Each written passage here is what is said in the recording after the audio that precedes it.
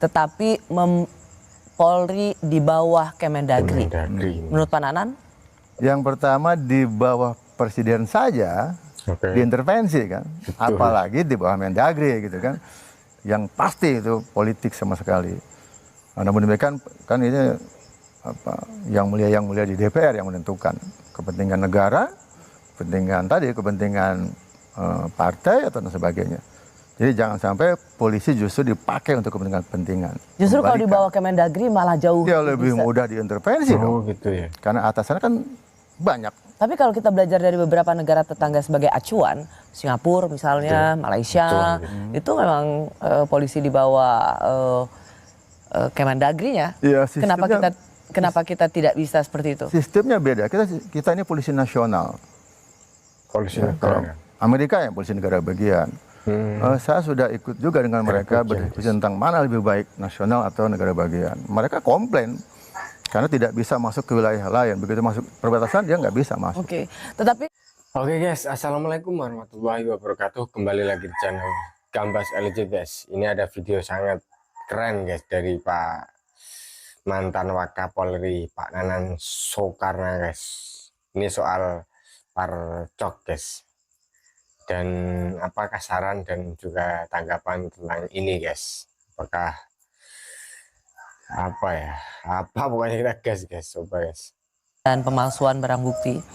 Kita juga mendengar lagi cerita soal bagaimana polisi dianggap diasosiasikan sebagai parcok. Menurut Pak Nanan, tadi Pak Nanan melihat harus bedakan antara bad cop dan good cop. Bad cop harus segera berikan saksi. Tapi kemudian ada istilah parcok karena polisi ikut cawe-cawe di politik.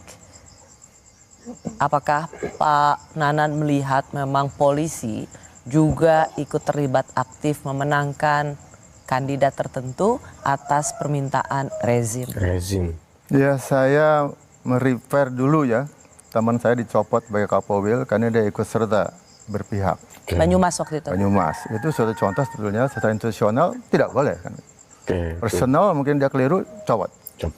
Nah sekarang tuduhan tentang parcok ini apakah institusional, personal pimpinan atau sampai ke bawah? Itu yang perlu diklarifikasi. Nah, seharusnya pimpinan Polri segera aja. Kalau tidak ya buktikan tidak. Yang kedua tentunya katanya kabarnya sudah dilaporkan ke Bawaslu tetapi itu tidak dianggap bukti yang cukup. Ya kembali bahwa jadi, pertanyaan saya adalah apakah misalnya tudingan tentang parcok ini sesuatu yang menurut Bapak mengada-ngada, menyudutkan, atau sesuatu yang perlu menjadi evaluasi? Ya kalau mendengar di bawah itu memang ada komplain bahwa ada tekanan, ada intervensi terhadap mekanisme pemilu. Itu komplain kan, artinya perlu dibuktikan yang ada. Nah kembali lagi bahwa sebetulnya kan polisi mesti independen, di level apapun dia independen. Sehingga tidak bisa mengintervensi, harusnya begitu. Karena polisi negara, bukan polisi pemerintah, apalagi polisi partai. Itu yang utama. Polisi negara. Artinya mari sama-sama teman-teman kepolisian yang masih berdinas, ingat kembali lagi bahwa Anda adalah polisi negara. Bukan polisi pemerintah, bukan polisi partai, bukan polisi perseorangan. Jadi kembali ke kita sebagai polisi negara Indonesia yang mengayomi, melayani nothing dulu. Ada wacana karena ingin membuat setelah berapa puluh tahun Pak, 25 tahun ya polisi melepaskan diri dari TNI. Ada kemudian wacana ya tentu tidak mengembalikan lagi di bawah TNI karena itu kemudian tidak sesuai dengan amanat reformasi. Tetapi Polri di bawah Kemendagri. Menurut Pak Nanan? Yang pertama di bawah presiden saja diintervensi kan. Apalagi di bawah Mendagri gitu kan. Yang pasti itu politik sama sekali. Namun demikian kan ini yang mulia di DPR yang menentukan kepentingan negara, kepentingan partai atau dan sebagainya. Jadi jangan sampai polisi justru dipakai untuk kepentingan. Justru kalau di bawah Kemendagri malah jauh lebih mudah diintervensi dong. Gitu ya. Karena atasannya kan banyak. Tapi kalau kita belajar dari beberapa negara tetangga sebagai acuan, Singapura misalnya, Malaysia, itu memang polisi di bawah Kemendagrinya. Ya, kenapa kita tidak bisa seperti itu? Sistemnya beda. Kita ini polisi nasional. Polisi Kalau negara. Amerika yang polisi negara bagian. Saya sudah ikut juga dengan mereka berdiskusi tentang mana lebih baik, nasional atau negara bagian. Mereka komplain karena tidak bisa masuk ke wilayah lain. Begitu masuk perbatasan dia nggak bisa masuk. Oke, tetapi analoginya Pak Nanan menarik sih, di bawah polisi, di bawah presiden saja. Sudah diintervensi. Apalagi di bawah Mendagri yang lebih mudah semua akan masuk mengintervensi kepolisian. Sehingga kalau saya personal, pribadi dengan pengalaman, prinsipnya tidak ada yang boleh mengintervensi kepolisian. Nah, juga polisi jangan mau dia intervensi untuk independen. Nah, untuk independen, ya kembali jangan ke value istilah saya, kepentingan-kepentingan, tapi ke values, ke nilai-nilai yang ada. Nilai-nilai kepolisian, nilai-nilai spiritual, nilai-nilai nasional. Ke sana.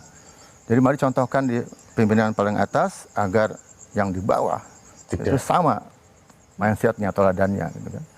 Ya kalau dulu kita keluar dari TNI dianggap kita struktural tidak betul. Kita ini horizontal, equal. Jadi Pak, kalau menurut Bapak sendiri, apa evaluasi terbesar pada institusi yang pernah Bapak pimpin? Kalau misalnya Bapak tidak setuju bahwa polisi ini di bawah Kemendagri, tapi kemudian apa dong evaluasinya? Tidak saja soal profesionalitas polisi dalam hal penegakan hukum, jangan lagi begitu berani berbohong terhadap satu kasus, memalsukan barang bukti, berbohong, bahkan ada rekonstruksi fiktif, itu satu hal. Lalu kemudian dalam hal politik, apa dong evaluasinya Pak Nanan dan apa yang bisa dilakukan oleh Polri ke depan? Iya, tadi sadar diri, kembali ke jati diri. Yang kedua sebetulnya pengawasan itu sangat luar biasa polisi itu. Publik di bawah, Kompolnas, kemudian Ombudsman, LSM. Faktanya Kompolnas juga dianggap tidak cukup kuat. Oke, itu bagian ini. Ada Ombudsman, ada LSM yang independen semuanya. Harusnya kembali bahwa ya harus berani mengangkat polisi. Makanya dulu saya mengatakan bahwa tegur, tindak, berikan masukan kepada kepolisian yang benar untuk kepentingan negara, bukan kepentingan pribadi. Bukan negur-negur dapat proyek kan gitu. Negur-negur dapat ini. Tapi bukan personally. Jadi mari sama-sama pengawas publik itu, Kompolnas, Ombudsman, LSM, ya tegakkan kembali agar Polri ini menjadi penegak hukum yang benar. Pak, ada satu lagi. Jadi Bapak tidak setuju ya bahwa polisi di bawah Kemendagri ya, sama seperti suara Pak Tito yang juga mantan Kapolri dan sekarang menjadi Mendagri, nggak setuju? Tadi demi kepentingan negara itu akan lebih mempersulit bagaimana bisa independen kepolisian. Satu, yang kedua, tugas polisi itu tidak satu. Kalau Mendagri itu hanya di nanti pengamanan saja. Tapi bagaimana Gakum? Gakum itu di bawah Menkumham. Terus gimana? Oke, kalau begitu salah satu evaluasinya, misalnya mengatakan begini, dari Komisi 3 DPR, fraksi PDIP, Pak Wayan Sudiarta mengatakan orang mulai mengusik senjata yang dipegang polisi, apa yang membedakan polisi sipil dengan tentara misalnya, Polri adalah sipil karya non-kombatan, non-tempur, tentara kombatan tempur. Artinya kami capek menjelaskan kepada masyarakat bahwa polisi masih perlu pegang senjata. Di sini kira-kira garis besar ada polisi jangan lagi memegang senjata. Dan ini terbukti ada 2 kasus yang paling baru, menembak pelajar, menembak rekan kerja sendiri. Perlukah polisi itu memang dilucuti tidak lagi memegang senjata? Kecuali untuk tugas-tugas yang berbahaya. Ya gini, ada struktural, ada fungsional. Jadi bisa siapa yang pegang senjata sesuai fungsinya. Yang kedua, teknologi sekarang luar biasa. Kita belum menggunakan, di luar negeri mungkin nggak ada yang boleh senjata api sekarang. I know. Artinya permintaan ini valid dong. Artinya bahwa tidak semua polisi harus bisa pegang senjata. Serse dan seperti tadi dari Semarang nggak perlu lagi pegang senjata api. Ya, deadly itu tidak boleh. Nembak senjata pun tidak bukan buat mematikan, tapi kan itu melumpuhkan. Maka sekarang kalau senjata yang lebih canggih, senjata yang listrik itu tembak dia pingsan, lebih baik senjata polisi dengan itu. Yang menggunakan senjata api ya bagian Densus, Brimob kan itu butuh untuk sebagai ancaman. Kalau bisa pemerintah menyiapkan senjata itu, kenapa tidak? Jika anggota pun terlindungi kan. Sebelum memiliki senjata itu, apakah Bapak Pak Nanan setuju bahwa tidak semua anggota polisi, misalnya polisi itu tidak perlu pegang senjata kecuali sedang menghadapi kasus-kasus berat tertentu? Apakah usulan ini bisa Bapak anggap sesuatu yang bisa diterima atau enggak, karena itu akan justru berbahaya bagi anggota Polri? Ya, sebetulnya ada proses. Anggota ini mampu nggak dia pegang senjata? Ada tes psikologi dan sebagainya. Itu yang pertama. Yang kedua, bisa dipertimbangkan pimpinan. tadi ancamannya seperti apa gitu kan. Kan tidak setiap hari ada ancaman yang harus dengan senjata. Siapa yang dikedepankan dengan senjata atau hanya tongkat polisi saja gitu. Jadi itu bisa dilihat dengan ancaman yang ada. Oke. Tapi Bapak tapi Bapak tidak setuju kalau anggota polisi sama sekali tidak memegang Iya, senjata. polisi itu adalah ya harus bersenjata, tapi kapan dia menggunakan, bagaimana ancamannya yang harus dijelaskan. Seperti judul kita malam hari ini, seragam dan senjata, di mana batasannya? Yang penting polisi tahu sebagai penegak hukum dan pengayom masyarakat, jangan bunuh masyarakatnya sendiri yang tidak melakukan apa-apa dan Membahayakan. bahkan tidak bersenjata. Ya.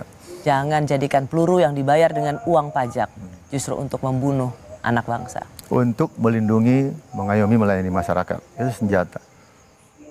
Jadi bayangkan sekarang kalau polisinya tidak bersenjata semua, kemudian penjahatnya bersenjata semua, maka polisi tidak bisa melindungi masyarakat yang benar kan gitu. Ini juga bisa dipertimbangkan. Kondisi apa sekarang di masyarakat yang ada? Malingnya bersenjata, semua bersenjata. Terus polisi tidak bersenjata, hanya dengan tongkat saja. Bagaimana polisi bisa melindungi, mengayomi, melayani masyarakat yang perlu dilindungi? Itu juga pertimbangan yang harus dijadikan menjadikan wah polisi copot. Tidak dengan emosional, tidak dengan struktural. Makanya lihat ini kesalahan personal atau institusional. Harus di kajian. Kalau personal, Satu pelajaran yang sangat berarti sebenarnya. Satu sisi kita tahu masih banyak polisi yang baik, dan kita memberikan ruang terus tumbuhnya polisi yang baik. Tapi satu sisi semoga polisi yang baik ini dan pimpinan Polri bisa memberikan garis yang tegas, memisahkan mana polisi yang baik dan menghukum polisi yang memang penjahat. Terima kasih Pak Nanan. Terima kasih untuk perspektif dari Anda. Oke guys, alhamdulillahirrahmanirrahim, itu tadi nasihat atau tanggapan dari Pak Nanan Soekarna guys, selaku mantan Wakapolri guys. Dan ini terkait isu tentang parcok guys, atau yang disebut partai coklat guys. Dan ini menanggapi usulan-usulan polisi di bawah Kemendagri, di bawah dan bla bla bla lah guys. Dan juga muncul satu wacana kalau di bawah presiden saja bisa diintervensi, apalagi di bawah Kemendagri. Itu ada lagi juga yang seperti itu tanggapan dari Pak Nanan guys. Dan juga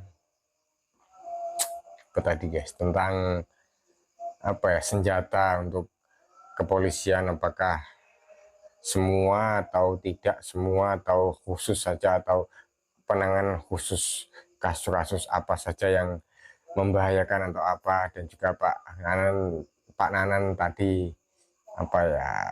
memberi nasihat atau usulan lah untuk kalau memang teknologi zaman sekarang bisa ada senjata sekali tembak sekedar membuat pingsan atau apa, oke lah. Kalau kasus-kasus ringan lah guys yang saya tangkap ya guys, polisi melindungi rakyat, mengayomi rakyat, dan iyalah melindungi rakyat guys. Oke, wassalamualaikum warahmatullahi wabarakatuh. Gambas LG.